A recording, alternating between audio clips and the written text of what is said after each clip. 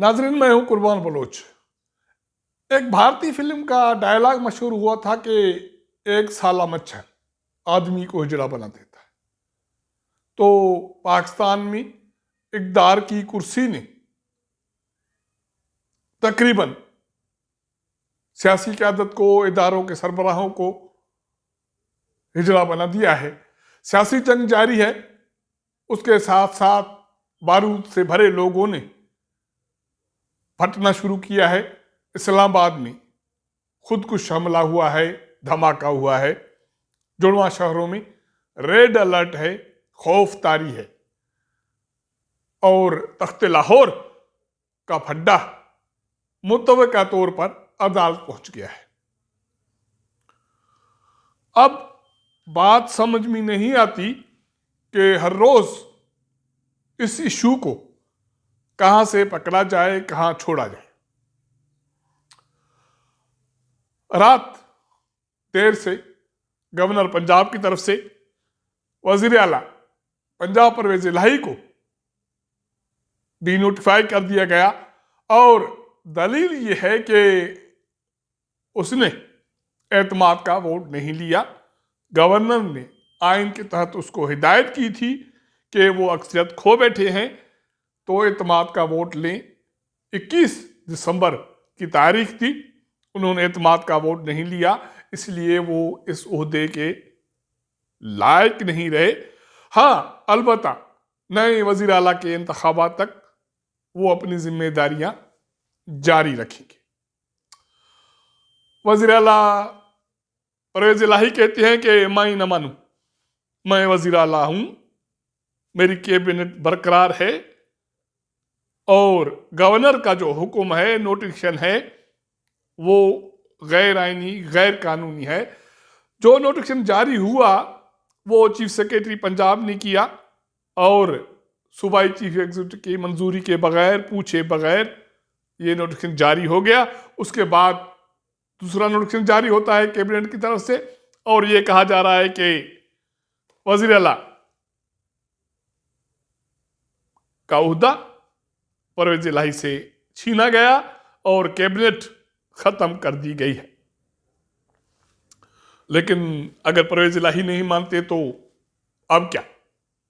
अब हुआ ये है कि वजीर आला साहब या साबिक वजीर आला साहब अदालत पहुंच गए और तवक्को यही थी कि पिछले कुछ दिनों से जो कुछ हो रहा था उससे ये लग रहा था कि सियासी रहनुमा अवाम को, कौम को मामू बना रहे हैं।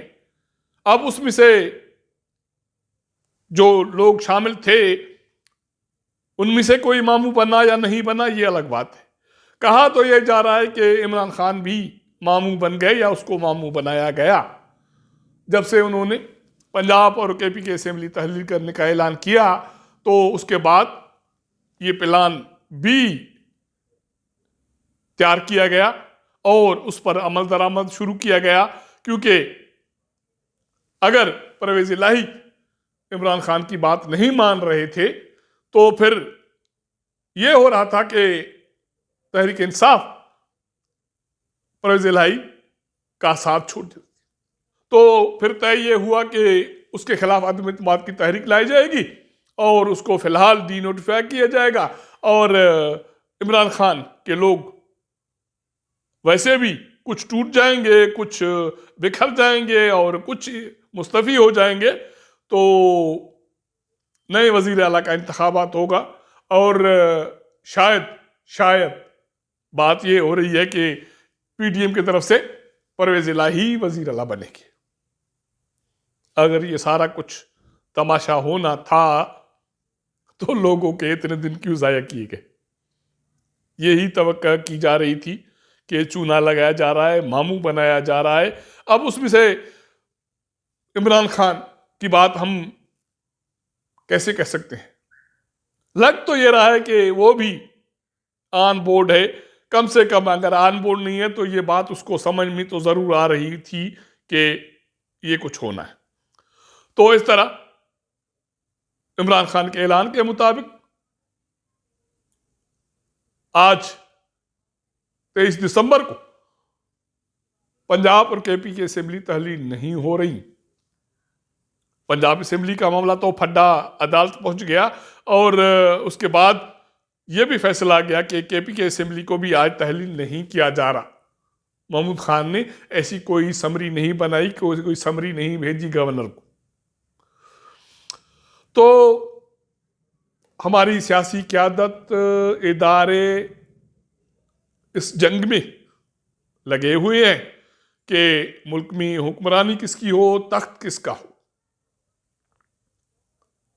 और डायलॉग ये है, वो कभी इमरान खान बोलते हैं, कभी शहबाज शरीफ वज़ीर आज़म बोलते हैं, कभी पीटीएम की तरफ से ये डायलॉग सामने आ जाते हैं और पीटीएम वाले इल्ज़ाम ये लगा रहे हैं कि ये जो माहौल बना है ये परवेज़ इलाही ने जानबूझ के बनाया है। अगर वो इसमें मुलविस नहीं थे तो फिर उसको इत्मीनान का वोट लेना चाहिए। समझ में आ रही है कि हर कोई अपनी गेम कर रहा है और ये प्लान्ड गेम है। अब ये गेम अदालत पहुंच गई है, जो भी फैसला होगा वो सबके सामने होगा। लेकिन जो बदकिस्मती की बात है कि सियासी जंग में हम बहुत कुछ खो रहे हैं। 2018 के इंतखाबात के बाद अदम इस्तेकाम, सियासी उलझने, कानूनी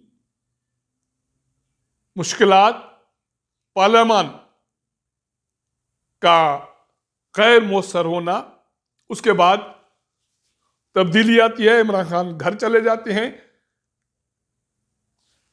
पिछले 7-8 माह में जो कुछ हुआ वो भी कोई ढकी छुपी नहीं है। मुआशी अदम इस्तेकाम है और अफरात ज़हर है, महंगाई है, गैर यकीनी की सूरत हाल है। और अब पिछले 1 माह से दहशतगर्दी ने एक मर्तबा फिर मुल्क पर पंजे गाड़ना शुरू कर दिए। साबिक फाटा केपीके के कुछ इजला पाक अफगान सरहद पर दहशतगर्दी के वाक़यात हुए हैं। उसके बाद अब बारूद से भरे लोगों ने सेटल्ड एरिया में और पाकिस्तान के दारुल हुकूमत में फटना शुरू कर दिया है। दोपहर को 12 बजे के करीब I-10 में, जो पिंडी से मुल्हिका इलाका है, वहां एक टैक्सी दाखिल होती है। पिंडी से एक मर्द उसमें सवार है, एक खातून सवार है। पुलिस अचानक गश्त के दौरान उस टैक्सी को रोकती है। धमाका हो जाता है, एक पुलिस अमरदार शहीद होता है, 6 से 7 लोग जख्मी होते हैं और दोनों सुसाइडर धमाके में उड़ जाते हैं। इस्लामाबाद में, रावलपिंडी में खौफ की सूरत हाल है। दोनों शहरों में रेड अलर्ट जारी कर दिया गया है। नाके पहले ही लगाए गए थे। इस्लामाबाद के अहम शाहराहों पर रेड जोन में तकरीबन पिछले 1 माह से नाके लगाए गए थे।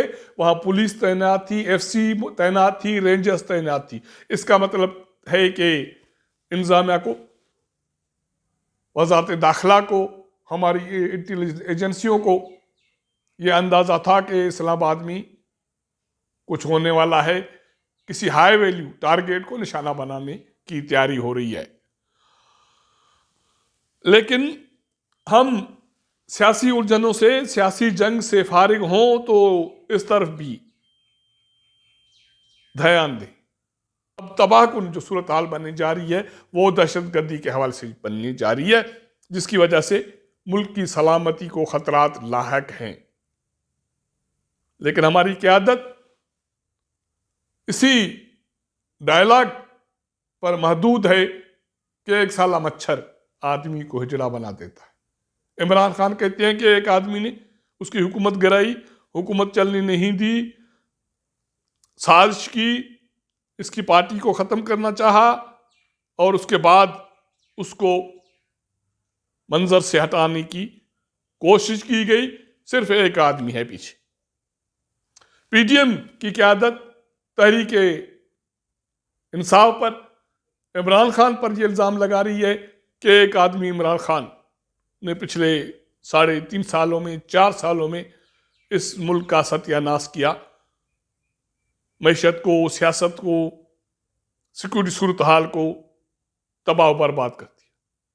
तो इसका मतलब है कि एक आदमी इमरान खान की शक्ल में, किसी रिटायर्ड जनरल की शक्ल में, या कोई भी उसको नाम दे चाहे, तो इस एटमी मुल्क को सियासी तौर पर, मुआशी तौर पर, अमन अमान के हवाले से चूना लगा सकता है। तो इस तरह सूरत हाल गंभीर है और हालात मुश्किल से मुश्किल तरीन होते जा रहे हैं। अब सियासी जो तख्त का इशू है वो तो अदालत में तय होगा, लेकिन ये जो बारूद से भरे हुए लोग फट रहे हैं, सिक्योरिटी की सूरत हाल इस्लामाबाद तक पहुंच गई है, अफरात ज़र का जो बम फटने को तैयार है, मुआशी अदम इस्तेहकाम की वजह से जो पाकिस्तान की बुनियादें हिल रही हैं, इसका क्या बनेगा। अब तक के लिए इतना। अगर हमारा ये व्लॉग आपको पसंद आए तो अपने दोस्तों के साथ ज़रूर शेयर कीजिएगा, अपना फीडबैक दीजिएगा। आपके साथ मुलाकात करेंगे अगले प्रोग्राम में, तब तक इजाज़त दीजिएगा। अल्लाह हाफ़िज़।